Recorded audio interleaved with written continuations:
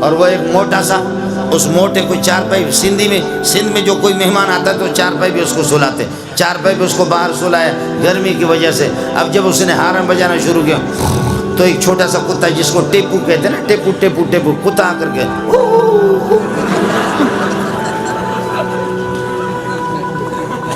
اور پھر جب قاری صاحب پھر وہ ہارن بجانا شروع کرتا کتا پھر بھاگ جاتا، کتا پھر بھاگ، کچھ فاصلے پر جا کر کے پھر تھوڑی دیر کے بعد واپس آ کر، میں رحیم یار خان میں تھکا ہوا تھا، کئی دن جلسے کرتے کرتے کرتے کرتے تھک گیا۔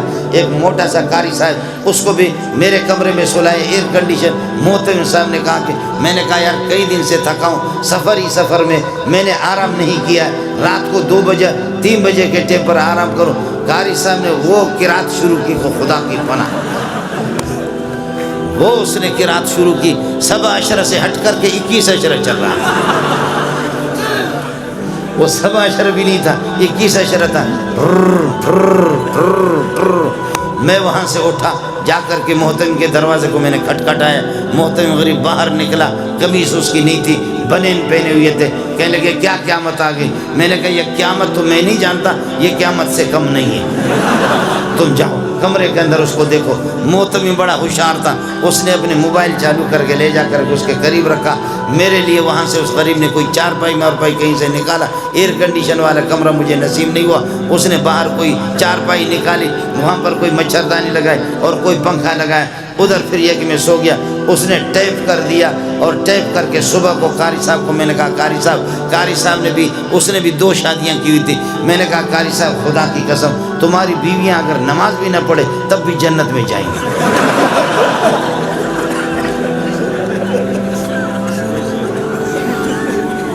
میں تمہاری بیویاں تو جنتی، کہتے وہ کس طرح؟ میں نے کہا اس ٹھر کی ہوتی ہو وہ کس طرح سوتی؟ وہ بیویاں اور بچے ایسے جو تم نے ٹھر شروع کیا وہ کس طرح؟ کہتے نہیں میں کوئی ٹھر نہیں کرتا۔ محترم نے موبائل کا بٹن لگایا، کہا یہ ہے سر، یہ آپ کی رات والی قراتیں جو آپ تہجد میں پڑھا کرتے ہیں۔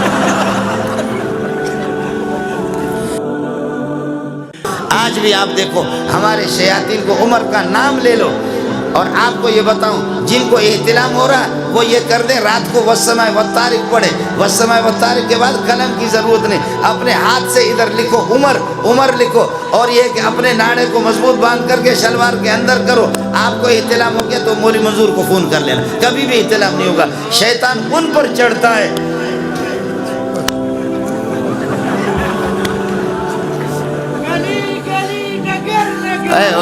تو چھڑو ہو گیا،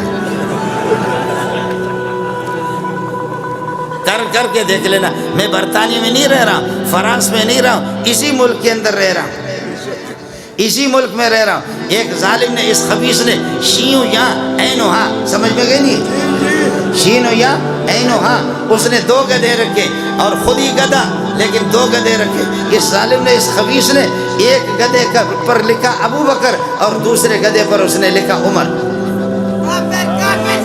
ارے چھوڑ، دوسرے پر اس نے لکھا عمر۔ اچانک ایک دن یہ کہ ان کو کھولنا تھا تو وہ ایک گدھے نے کس کر کے اس کے منہ پہ لات مارا اور اس میں وہ مر گیا، مردار ہو گیا، لیکن ہمارے اخبار والے ہوتے تو لکھتے کہ شہید ہو گیا، اس لیے کہ یہ بھی تو گدھا ہے نا، یہ کہتے شہید ہو گیا۔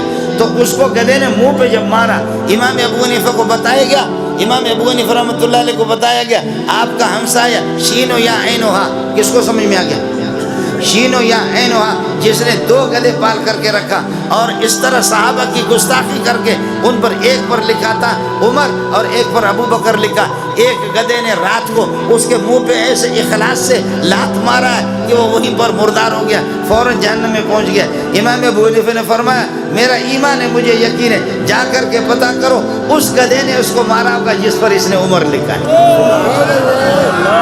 جا کر کے پتہ کر کے معلوم کر لو کہ کس گدھے نے مارا ہے، جس پر عمر لکھا ہے اسی نے اس کو یہ کہ مارا ہوگا۔ چنانچہ لوگ گئے، معلوم ہو گیا کہ جی ہاں اسی گدھے نے مارا کہ جس پر اس نے عمر لکھا تھا۔ کاش کہ عمر زندہ ہوتا تو تمہاری کھال اتار دیتا۔